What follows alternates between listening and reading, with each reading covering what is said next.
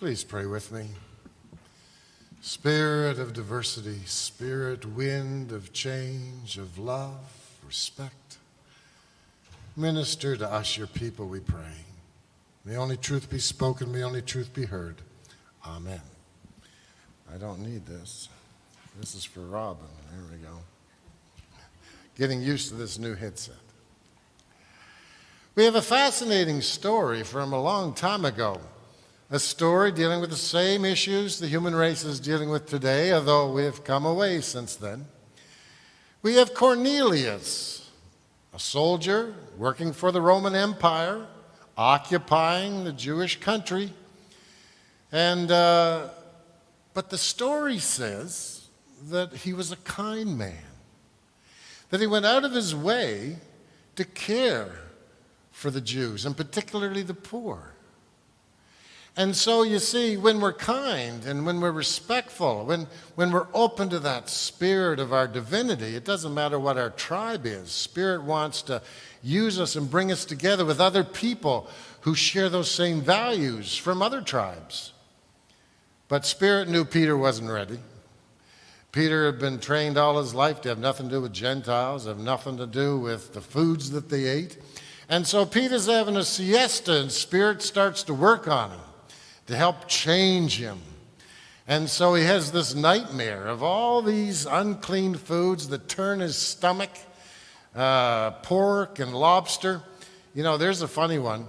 When I was younger and I got a paper route and I had some money, I thought I'd treat my grandmother with a lobster because that was a big deal.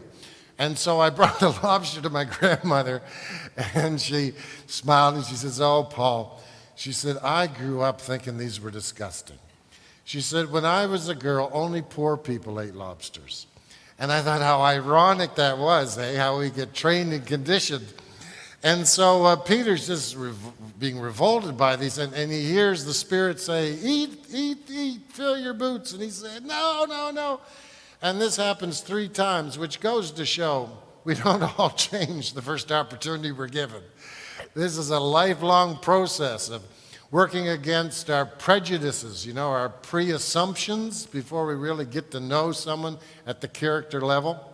And so in time, Peter gets it. And Peter understands that what God has created, the diversity, is to be accepted and celebrated.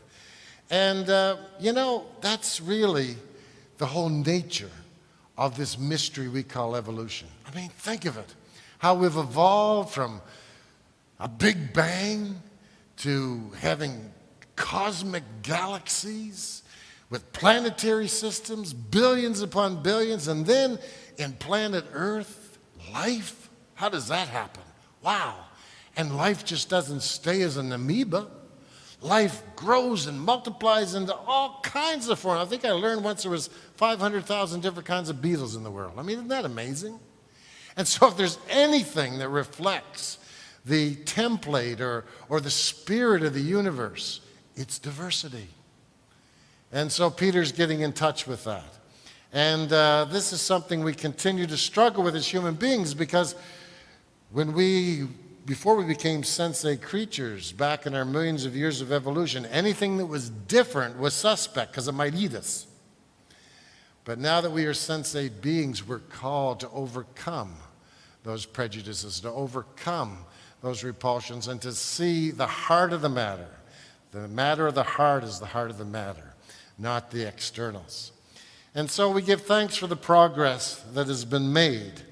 And pride came out of the fact that as divine beings, we've been all given this thing down inside that just won't take being pushed down and pushed down and pushed down. At some point, we got to push back because we got to be me. We got to be who we are. And so pride came out of riots that happened in Manhattan in New York. There was a bar there, a club, the Stonewall Inn, and it was a place where there were drag shows. And the community would gather, and the police came and raided it and arrested it, and of course people lost their jobs when they were outed. And the community just said, "We've had it," and there was a riot. And then the leaders of the gay community, not just in New York, but across America, decided we've got to find a nonviolent way to protest. We've got to find a creative, energetic way to push back and to invite people into a movement of inclusion. And so an unwavering commitment was made by the Rainbow community to have these pride parades and to let the community know we're queer and we're here and we're not going anywhere. And we want you to join with us and accept us. And you know, drag had a big important part. Now, drag is not a gender thing. Some people think if you're a drag performer that you're transsexual, but that's not true. Anybody can do drag. But because drag was so out of the box and to push the boundaries, it allowed people of different orientations and expressions to have some room to see who they were at a time when it was so fearful and there was so much oppression. And you know, even later during the AIDS crisis, when people were kicked out of their homes because of them finding out that they were gay and being in fear, it was often drag queens that brought them in and gave them community. And so there's a rich history there. And so pride is this part of the cosmic dream of diversity and love. But there's still nightmares that need to be ended. There's still work to be done. And so I've invited Robin to come to share with us what she sees in our community. So Robin, come on up here. Here's a microphone for you. We're so thankful that you'd come and share for us where the struggle is today so that we who are allies and don't know that can learn and be supportive in our own spheres of influence. So we have done Close up to the, there we go. Okay. Can we hear me now? Is it on? Let me just see here. There we go. Now it's on. Right up to the mouth. There was no prep for this, as we can tell. Where we as a community have come is we have a general acceptance. If we look back as recently as the 1990s, we know that the mayor of the City of London didn't even want to raise the pride flag. That's right. We had a community called the Halo Club, which existed at that point in time. And as time has progressed, we have found ourselves more and more assimilated into the broader mainstream culture. But as we have experienced that, we've also lost a lot of the safe spaces that we've experienced over the years, exactly as you spoke about with the Stonewall Inn back in Manhattan in the late 60s. So the next logical segue is, and as you've also spoken about, is differentiating the difference between sexuality and gender identity. When we're celebrating Pride, we're celebrating both of those simultaneously, but they're very, very different concepts. In the simplest form, sexuality is who you wake up in the morning with, and your gender identity is who you wake up in the morning as and how the world interprets you. And that is, each one of those have a broad diversity. We talk about gay or lesbian versus bi or straight, and we have to remember all of our straight kin as well when we're celebrating Pride. And then with gender identity, we're looking at asexuality or non-binary, as well as those of us that are transmasculine or transfeminine. All of these are equally as diverse as the color of skin is across the world. Yeah. We have shades of black, we have shades of white, and every possible conceivable difference in between. And sexuality and gender identity are very much like that. And so coming full circle, and I believe part of what was expected of me today is to explain what a trans health program looks like and what I do in my role. And we're offering the medical assistance that is needed for those folks whose gender identity doesn't match what was assigned to them at birth. And so that could mean that they're moving, trans in its simplest form is moving from one spot to another spot. And it could mean more feminine or more masculine or somewhere closer to the center or none at all. And so we offer the medical assistance in doing that through hormonal therapy, through referral for surgical assistance. And so that really has only been decentralized. It's still very institutionalized since 2016 in the province of Ontario. Wow. So that is something that continues to manifest itself. Yeah. Well, thanks. I think that's wonderful. And it's clarifying and helpful to me, and I know it'll be helpful to others. And we're so glad you're a part of our community. And we're thankful that other people in the Rainbow community are part of our communities. You bless us, you enrich us, and we hopefully provide safe space too and bless you back. I find that one of the biggest challenges today from mainstream culture with a lot of things is to say, well, things are better now. Why can't we just get over, blacks aren't slaves anymore, or what's, oh, yeah, oh, gee. Yeah.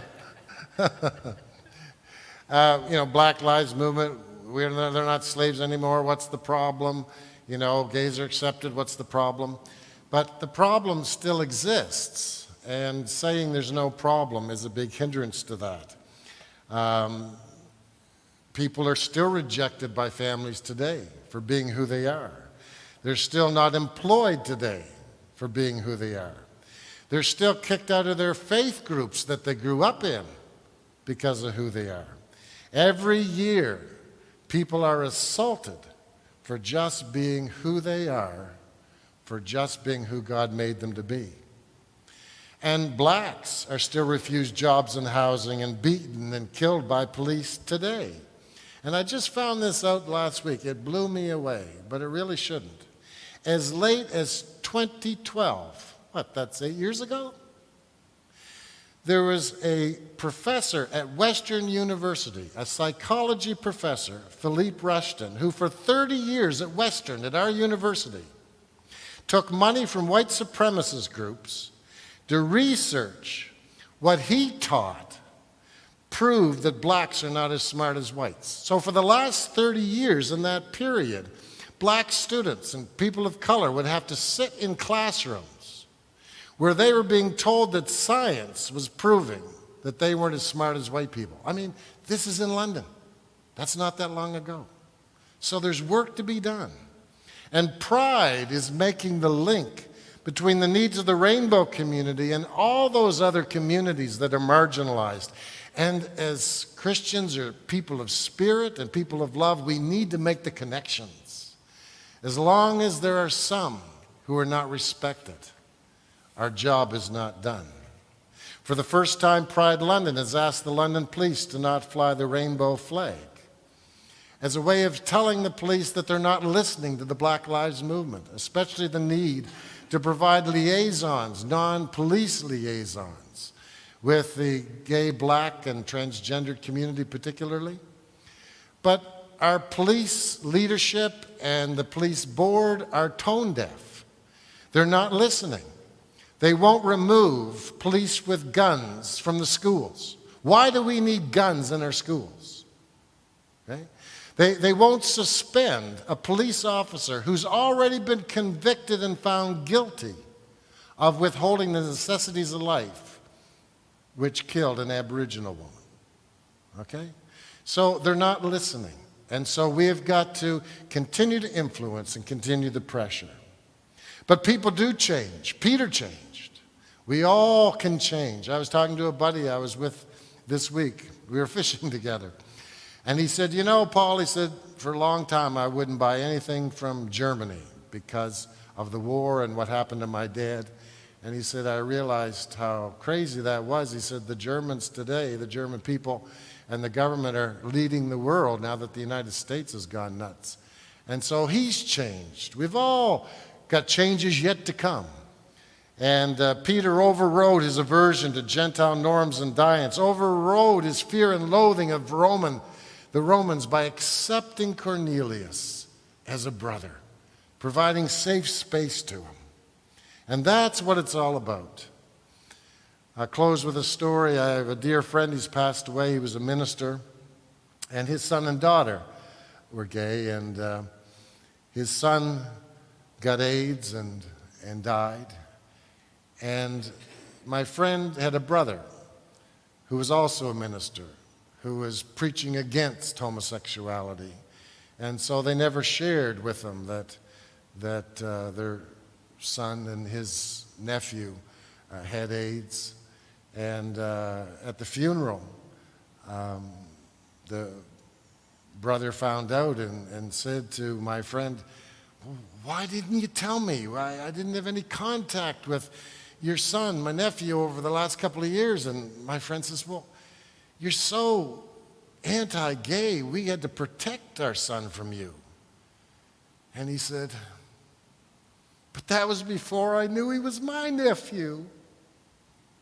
Friends, we don't want to have to wait till somebody dies to realize we should have been loving them all along.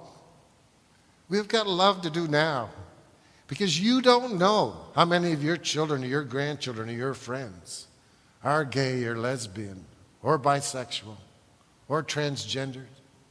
You don't know what they're hiding if they aren't feeling the love and acceptance from you. And so that's what we're here to do. God takes pride in all of God's creation. So let us all take pride today. Pride in our uniqueness, in our common bond of life and love. Pride that our value is not determined on the auction block of life by what others think, what people will pay for us, what they say on social media. No, it's our character that matters. It's our genius of being that matters. We take pride today in who we are. We take pride today in whose we are. And we take pride today in having Shanine come and perform for us.